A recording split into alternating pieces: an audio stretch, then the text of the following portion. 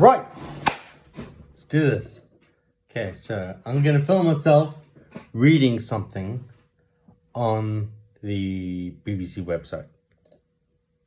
This one, coronavirus. What is what? Coronavirus. What is a recession? The UK, along with much of the rest of the world, is thought to be heading into the worst recession for decades. So what exactly does that mean? What exactly does that mean? What is a recession? In normal times, a country's economy grows. Its citizens, on average, get slightly richer as the value of the goods and services it produces, its gross domestic product, or GDP, increases. But sometimes the value of goods and services produced falls. Sometimes the value of goods and services produced falls. A recession is usually defined as when this happens for 2-3 month period or quarters in a row. If a recession carries on for a long time or is particularly bad, it is known as a depression. So why does it matter if there is a recession? For most people, economic growth is a good thing. It usually means there are more jobs to go around, companies are generally more profitable, and can afford to pay employees and shareholders more. A growing economy also means the government gets more money on taxes, so it has room to cut taxes, spend more on benefits, public services, and the wages of government workers. When the economy shrinks, all these things go into reverse. Are we in a recession yet? Most of the developed world saw the economy shrink between January and March as coronavirus began to hit. UK GDP fell by 2.2% in that first quarter. Monthly figures show there will be an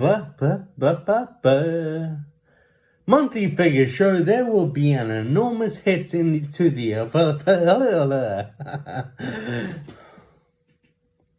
Monthly figures show there will be an enormous hit to the economy in the second quarter of the year.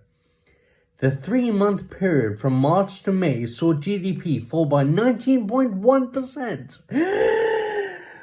So when the final figures from April to June are published, they are almost certain to confirm that the UK is in a severe recession. UK economy shrinks 19.1% in the 3 months to May. That sounds like a band name. 3 months to May, singing for you live.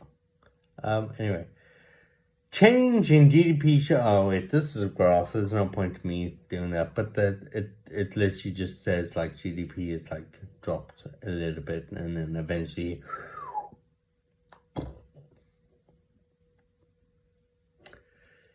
The International Monetary Fund, or IMF, predicts huge falls in GDP for 2020 as a whole. An extraordinary fall of 5.9% for the US and 6.5% for the UK. In fact, the IMF estimates entire world economy will shrink by 3% this year,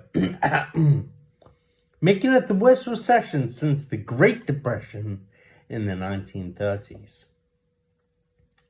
How could a recession affect me? Some people may lose their jobs or find it harder to secure new opportunities and promotions. Graduates and school leavers looking for their first job could find fewer openings available. Those staying in work may miss out on pay rises or have to work longer hours or accept pay cuts. The UK government spending watchdog, the Office for Budget Responsibility, or OBR, suggested the unemployment rate could more than double to 10% this summer. It also estimates that the government might have to borrow more than £300 billion to cover the cost of the crisis. However, the pain of a recession is not typically felt. However, the pain of the recession is typically not felt equally across society, and equality may increase. Let's just try that sentence again. However, the pain of recession is typically not felt equally across society, and the inequality can increase. Almost fucked that one up again. For instance, many people in the UK who owned houses with mortgages and kept their jobs during the last recession did okay. The Bank of England cut interest rates to support the economy, which reduced mortgage interest repayments. Fucking read that shit properly, Gareth. The Bank of England cut interest rates to support the economy, which induced mortgage interest payments for many considerably, leaving them with more money to spend. Others, such as benefits recipients or public sector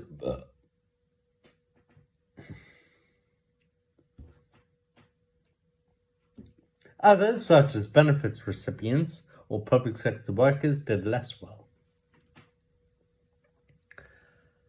How long was the last recession? In the UK, the last recession caused by the global financial crisis lasted 5 quarters from the second quarter of 2008 onwards.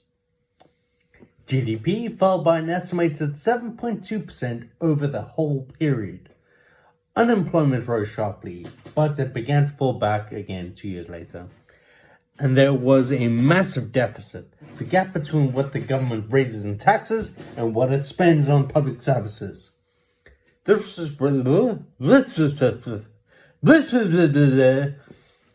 resulted in a near doubling of national debt and a decade-long program of austerity.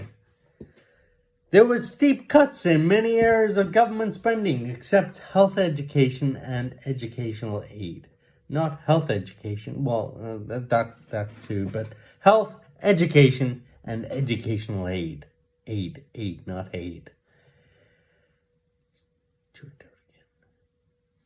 There were steep cuts in many areas of government spending, except health, education, and international aid. When will the recession end? The IMF predicts the recession will be over next year and the whole economy will start bouncing back. But we are in uncharted territory and no one knows how strong the recovery will be. If all the businesses which shut down during the pandemic and lockdown could open quickly, the consequences of the recession would be less severe. However, there are fears over whether the virus will start spreading again and people may be wary of traveling or going out even if they're told it's safe. It's safe. Cruises, air travel, and business conferences in particular could take years to bounce back, so the consequences of this recession will be felt for years to come. What can be done? A reliable way of controlling COVID-19, such as a vaccine, would help create a strong recovery. But until that is found, there are few remedies available. In the last recession, central banks